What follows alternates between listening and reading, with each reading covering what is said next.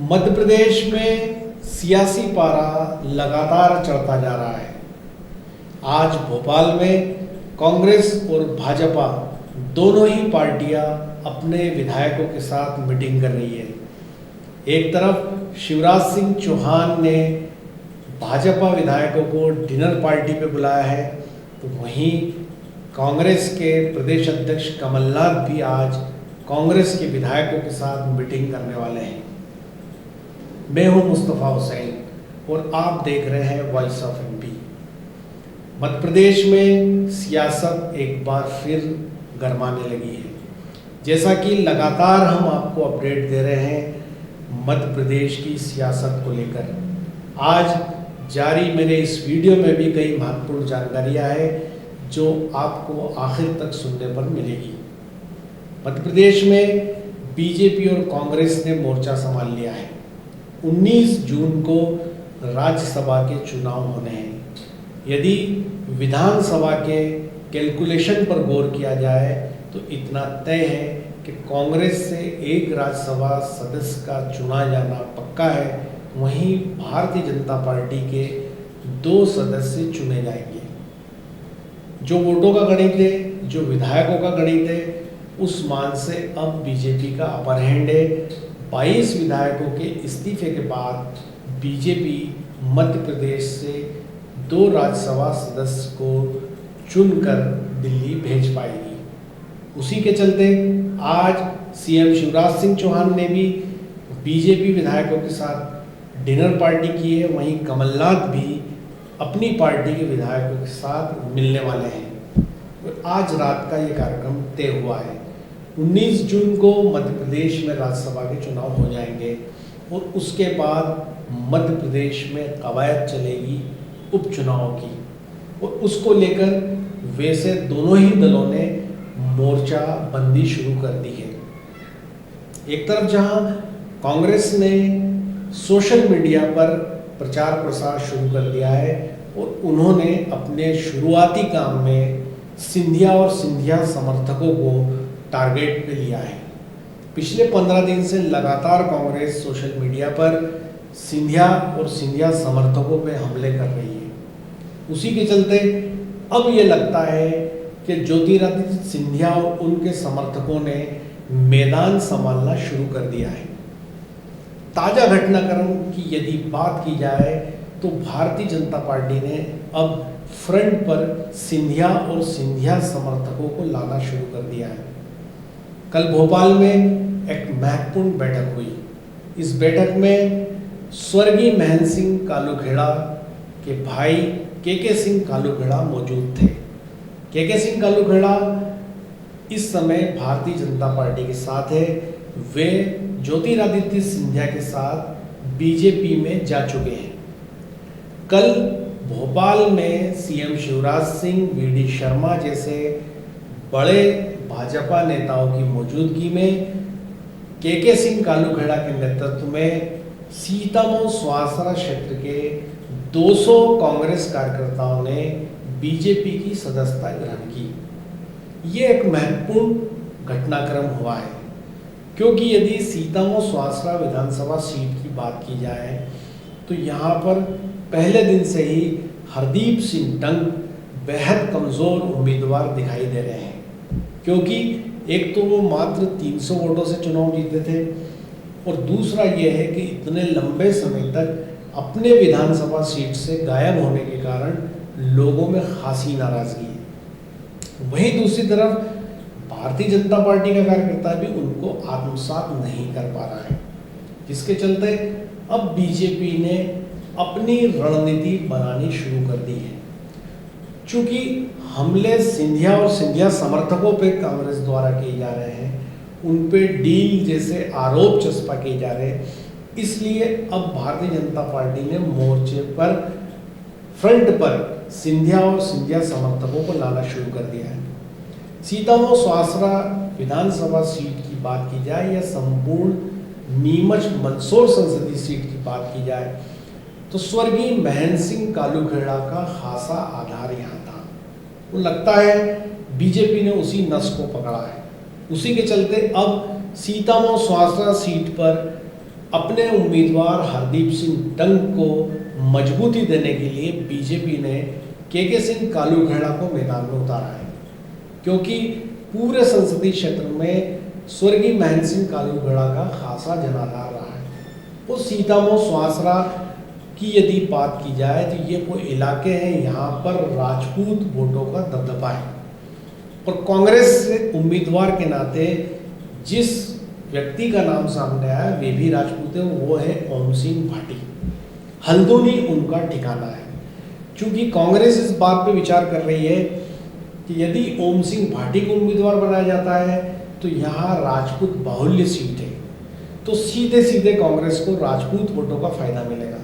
और राजपूत वोट आमतौर पर यह माना जाता है कि वे भारतीय जनता पार्टी को वोट करते हैं, लेकिन यदि ओम सिंह भाटी को उम्मीदवार बना दिया जाएगा तो ये बीजेपी के वोट टूटकर कांग्रेस की झोली में गिरेंगे। और उसी के मद्देनजर अब ये लगता है कि बीजेपी ने भी कांग्रेस से बीजेपी में आए के सिंह कालूखेड़ा, जो कि ज्योतिरादित्य सिंधिया के खास समर्थक माने जाते हैं, उनको मैदान में उतार दिया।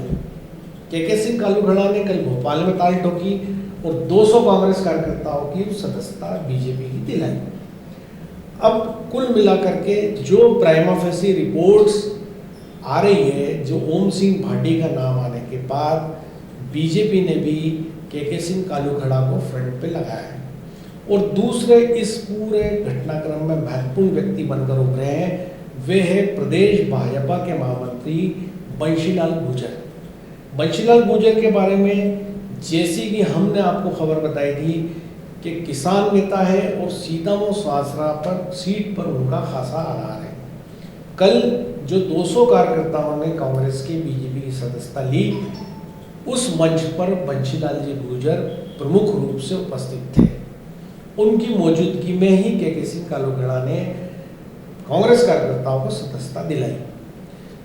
यही हाल कमोबेश अन्य इलाकों का है। खास तौर पे चंबल अंचल में भी अब सिंधिया समर्थकों को सामने लाया जा रहा है। गुना अशोकनगर में भी सदस्यता करवाई जा रही है, और जो सिंधिया समर्थक कांग्रेस छोड़कर बीजेपी में आए हैं उनको जिम्मेवारी दी गई है कि वे ज़्यादा से ज़्यादा कांग्रेस के कार्यकर्ताओं को बीजेपी की सदस्यता दिलाएं, ताकि 24 सीटों पे जहां उपचुनाव होना है वहां पर एक मैसेज डिलीवर किया जा सके कि कांग्रेस का आधार खत्म हो रहा है और सिंधिया के साथ ये तमाम कांग्रेस के लोग बीजेपी की सदस्यता ग्रहण कर रहे हैं। ये एक टैक्टिस होती है, एक टेक्निक होती है। चुनाव के पहले इस तरह से सभी राजनीतिक दल सदस्यता ग्रहण करवाते हैं, लेकिन इसका वोट पे, चुनाव पे कितना असर पड़ता है ये तो आने वाला वक्त ही बताएगा। लेकिन यदि हम बात करें तो राज्यसभा चुनाव के 15 दिन पहले कांग्रेस ने सोशल वार शुरू कर दिया, जिसका जवाब बीजेपी देती रही। और बीजेपी को अब लगने लगा कि मध्य प्रदेश में जिस तरह से सोशल मीडिया पर हमले कांग्रेस कर रही है सिंधिया को लेके, सिंधिया समर्थकों को लेके, ऐसी स्थिति में उसका बचाव करना आवश्यक है। तो अब पिछले 3 दिनों से बीजेपी ने सिंधिया समर्थकों के माध्यम से कांग्रेस कार्यकर्ताओं को सदस्यता दिलाना शुरू कर दिया, ताकि एक नया माहौल बने, एक नई जो है ऊर्जा लोगों में आए, और बीजेपी के कार्यकर्ताओं को भी ये लगे कि बड़े पैमाने पे कांग्रेस के लोग टूटकर भी बीजेपी में आ रहे हैं, बीजेपी का आधार मजबूत होगा। 1-2 बातें खास तौर पे और करना चाहूँगा, वो ये कि मध्य प्रदेश में आने वाले 6 महीनों में सियासत का पारा यूं ही चलता रहेगा, क्योंकि पहले राज्यसभा चुनाव, उसके बाद मंत्रिमंडल का विस्तार होना है। वो मंत्रिमंडल का विस्तार के लिए ये कहा जा रहा है कि 21 से 24 जून के बीच सीएम शिवराज सिंह चौहान अपने मंत्रिमंडल का विस्तार कर देंगे। अभी 5 मंत्री उनकी कैबिनेट में काम कर रहे हैं, और ये मंत्री का आंकड़ा 30 तक जा सकता है। 22-23 लोगों को मंत्री बनाया जाना तय माना जा रहा है। उसमें जो प्रमुख नाम अब तक सामने आ रहे हैं, यदि रतलाम की बात करें तो चेतन कश्यप का नाम प्रमुखता से सामने आ रहा है। यदि मंदसौर संसदीय क्षेत्र की बात करें तो यहाँ से जगदीश देवड़ा का नाम प्रमुखता से आ रहा है। नीमच जिले की बात करें तो ओम प्रकाश सकलेचा का नाम आ रहा है, लेकिन इसमें खास बात हो रही है कि हरदीप सिंह डंग के भी मंत्री बनाए जाने की खबरें हैं, लेकिन बीजेपी हलकों से इस बात को तस्दीक नहीं किया जा रहा है। ये अलग बात है कि ज्योतिरादित्य सिंधिया की बीजेपी के साथ जो डील हुई थी उसमें ये था कि उनके 10 समर्थकों को मंत्री बनाया जाएगा। ये वो 10 लोग हैं जो कट्टर सिंधिया समर्थक माने जाते हैं, लेकिन हरदीप सिंह डंग कभी सिंधिया समर्थक नहीं रहे। वे इस बात को लेकर असंतुष्ट जरूर थे कि उनको मंत्री नहीं बनाया गया है, जिसके चलते उन्होंने कांग्रेस को अलविदा कहा। हरदीप सिंह डंग शुरुआत से ही कांग्रेस में मीनाक्षी नटराजन के समर्थक माने जाते रहे और उनको विधानसभा का टिकट भी मीनाक्षी नटराजन की रिकमेंड से ही मिला था। उसके बाद जब परिस्थितियां बदली और जब उनको मंत्री नहीं बनाया गया और वो उनको मंत्री पद नहीं मिलने के कारण वे कांग्रेस को अलविदा कह के सिंधिया खेमे में शामिल हो गए। लेकिन जिन 10 लोगों को मंत्रिमंडल में शामिल किया जाना है, उन सिंधिया समर्थकों की सूची में हरदीप सिंह डंग का नाम नहीं है। ऐसी स्थिति में लगता है कि फिलहाल हरदीप सिंह डंग मंत्री ना बनाए जाए और जगदीश देवड़ा को मंत्री बनाया जाए। जगदीश देवड़ा को उपचुनाव में सीतामऊ स्वासरा का प्रभारी बनाया जा चुका है। चूंकि उनकी पुरानी जो कॉन्स्टिट्यूंसी है वो सीतामऊ स्वासरा ही है, बाद में वो शिफ्ट करके मलारगढ़ आ गए। ऐसे में बीजेपी का जो रणनीति लगती है वो ये लगती है कि उपचुनाव के पहले जगदीश देवड़ा की ताजपोशी करके उनको मंत्री के रूप में सीतामऊ स्वासरा में घुमाया जाए और ये कहलवाया जाए कि आपको एक वोट पे 2 विधायक मिलेंगे, एक हरदीप सिंह डंग और एक जगदीश देवड़ा। तो पहली खास बात यह है कि यहाँ से जो प्रभारी बनाया गया है वो जगदीश देवड़ा को और उनको मंत्री बनाया जाना लगभग तय माना जा रहा है। दूसरा, इस उपचुनाव की कमान बंशीलाल गुर्जर के साथ के सिंह कालूखेड़ा को भी सौंपी जा रही है ताकि राजपूत वोटों को टूटने से बचाया जाए यदि कांग्रेस ओम सिंह भाटी को अपना उम्मीदवार बनाती है। वहीं दूसरा नाम मीनाक्षी नटराजन का भी चल रहा है कि कांग्रेस उनको स्वासा से उम्मीदवार बना देगी, लेकिन क्या बनाती है या मीनाक्षी नटराजन इस बात के लिए हामी भरती है, ये आने वाले समय में पता चलेगा। तो ये जो सीन है, दूसरा राज्यसभा चुनाव के बाद 19 जून को जब ये हो जाएंगे तो अगला कदम बीजेपी का मंत्रिमंडल विस्तार का होगा ताकि मंत्री बनाकर जहां उपचुनाव होने हैं वहां फील्डिंग की जाए। तो जैसा कि मैंने आपको बताया कि नीमच से ओम प्रकाश सकलेचा का नाम सुर्खियों में है और मंदसौर से जगदीश देवड़ा के नाम पे लगभग हरी झंडी आ चुकी है और ये माना जा रहा है कि उनका मंत्री बनना तय है। रतलाम से चेतन कश्यप का नाम प्रमुखता से सामने आ रहा है और ये आ रहा है कि संघ की तरफ से चेतन कश्यप के नाम पे काफ़ी जोर आजमाइश है। वे जैन समाज से आते हैं। पूर्व में शिवराज सरकार में पारस जैन जो उज्जैन से विधायक है वे मंत्री हुआ करते थे, तो ऐसा माना जा रहा है कि उनके रिप्लेसमेंट में चेतन कश्यप को मंत्री बना दिया जाएगा। तो 21 से 24 जून के बीच मंत्रिमंडल का विस्तार हो सकता है। उसके बाद भारतीय जनता पार्टी उपचुनाव पे अपनी फील्डिंग करेगी और उसी के मद्देनज़र इनको मंत्री बनाकर मैदान में उतारा जाएगा।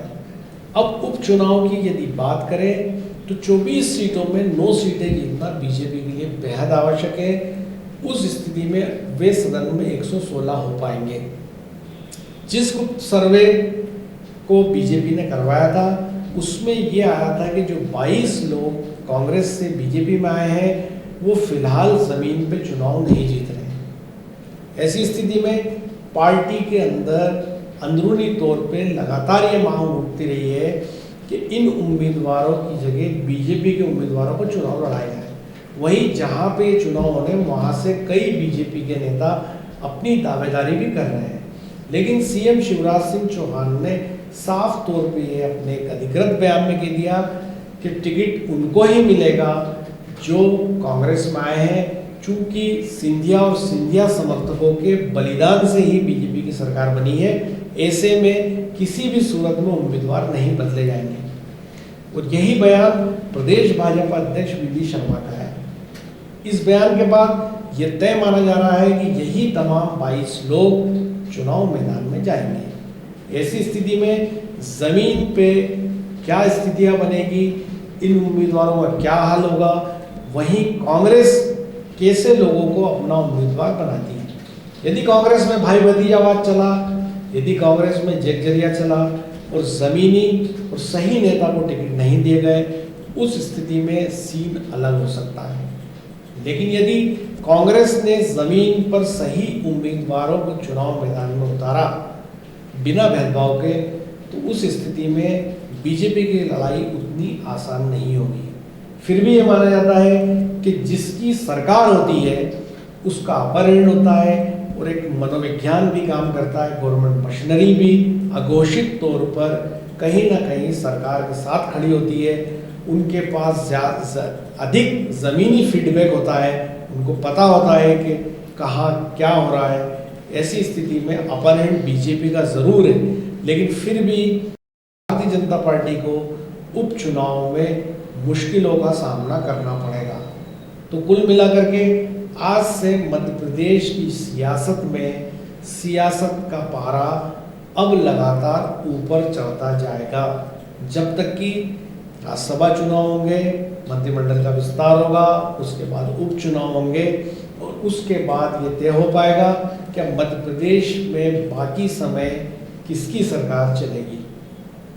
तो ये था अब तक का सबसे बड़ा अपडेट जो हमने आप तक पहुंचाया।